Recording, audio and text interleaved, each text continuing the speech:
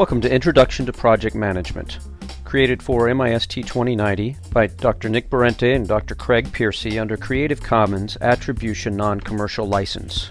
Here we'll discuss the systems analysis lifecycle. We'll then describe what is project management. Finally, we'll introduce the triple constraints model.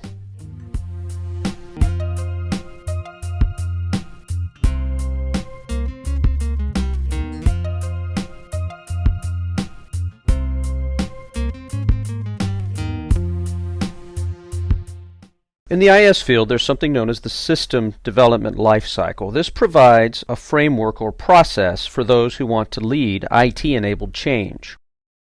In general, the SDLC starts with analysis of the situation. Ask questions like, what can be better? What is going wrong? How can I take advantage of some opportunities? After you assess the current situation, you move to requirements. Once I understand the situation, I need to think about what it would require to improve things. What are the goals, specifications, and must-haves in order to address the problem or opportunity?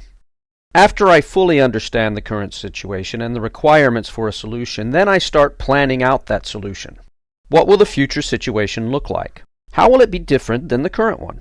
How can I make it more effective and desirable? What will the technologies look like that support this future situation? Here I design out what technologies should look like and what they should do and their expected contexts. After I design it fully, then we get developers to create the technologies. Once built, we can roll out the technologies, train people on them, and manage the new processes. After implementation, you look to see what's working and what is not. Then you start the process of the SDLC all over again.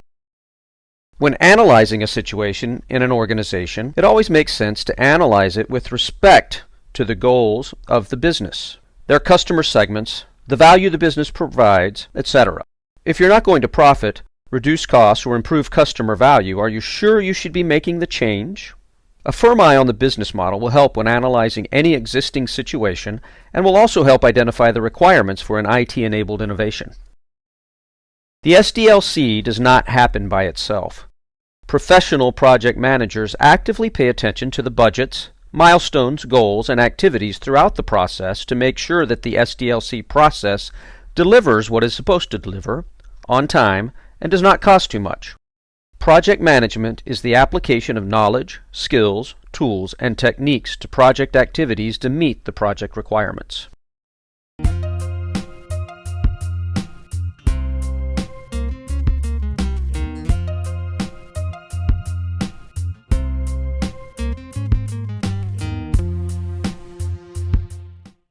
Project management is considered to be a hot skill for IS/IT managers and has become a career in its own right. According to BP Trends, project management listed it as a top IS/IT-related job skill in 2010. Salary.com lists project management as a dream job. The graphs on Indeed.com shows an upward trend in job growth for the project management profession. And according to the Project Management Institute's Career Central, U.S. is listed as the 6th in the list of 10 countries with the highest salaries for PM. Let's define some important concepts related to project management. The Project Management Book of Knowledge, or the PMBOK, created by the Project Management Institute, defines a project as a temporary endeavor undertaken to create a unique product, service, or result. Project management, therefore, is the application of knowledge, skills, tools, and techniques to project activities to meet project requirements. Managing a project includes identifying requirements, establishing clear and achievable objectives, balancing the competing demands for quality, scope, time, and cost, and adapting the specifications, plans, and approaches to the different concerns and expectations of the various stakeholders. With these definitions in mind, what is a project? A project is a unique endeavor. It has a definite start and stop time, so it's temporary, and it creates value, maybe through a unique product or service, creating the pyramids, delivering a rover to Mars, creating applications like Twitter or Google Earth. These would all be considered a project. What a project is not. It's not current operations. Such ongoing concerns as working in the warehouse, handling ATM transactions, or servicing customers at the checkout lane are considered processes and not projects. When compared to projects, current operations are ongoing and concerned with improvements to existing systems and processes. Think about the self-checkout process at a grocery store, part of a chain of stores. At one time, before it was implemented in all stores, self-checkout was a project. Once it was set up and running throughout the retail chain of stores, it became non-unique and part of current operations. Synonyms for current operations are day-to-day operations or ongoing operations. So why do we need a project manager?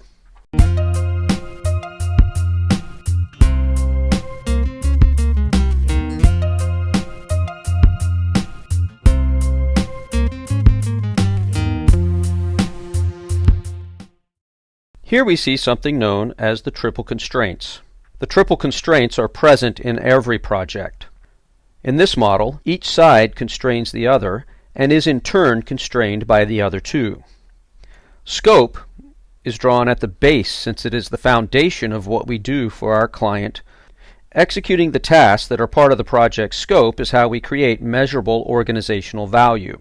Project managers must manage for effectiveness and efficiency and quality. We have to effectively use our resources. We have to do this efficiently by managing the schedule, and we have to build the system with a high quality. Quality can be defined as customer satisfaction with the deliverables of the project and with how well we deliver what was promised, our scope. In reality, it's difficult to manage the triple constraints. There are many risks that the project manager has to pay attention to and mitigate. Some common ones are related to scope. For example, scope grope. This occurs when a project team has difficulty in defining the scope and deciding what the requirements are. Another difficulty that can occur related to scope is called scope creep, potentially one of the most common terms and problems. Here we add features or capabilities incrementally. These things were not part of the original scope. So sometimes trying to be nice to clients, sometimes good ideas for improvements come later than scope definition. This can be very dangerous to the project's success because generally new features require additional resources and more time. A related difficulty is known as scope leap. Here we have drastic change or an increase in the project's scope. For example, instead of software, why don't you just build me some new hardware? This would require a big change in the project scope. Again, requiring more resources and time in order to deliver that scope with high quality. A project manager's task is to manage all of these things, and they must look at how problems with scope, using resources, or managing the schedule might affect the project's quality. For further reading, you can check out some of these sources.